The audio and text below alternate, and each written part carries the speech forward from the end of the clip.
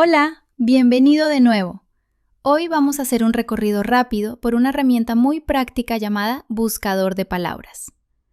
Buscador de Palabras le ayuda a localizar palabras dentro del vocabulario para que pueda aprender dónde se encuentran y cómo decirlas. Es una excelente forma de explorar su archivo de vocabulario y desarrollar confianza al usar su sistema de CAA. Para este tutorial usaremos Unity AAC, pero la edición funciona igual en LAMP, Words for Life y TouchChat también. Así es como funciona.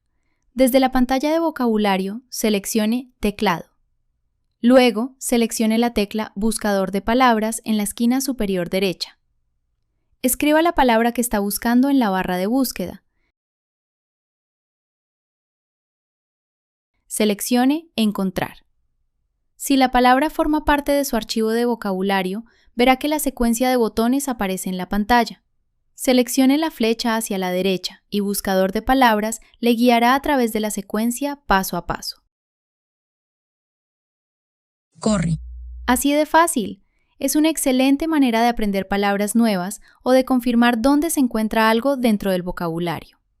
Pruébelo y vea todo lo que puede descubrir. Si este tutorial le resultó útil, dele me gusta y suscríbase para obtener más consejos sobre CAA. ¡Hasta la próxima!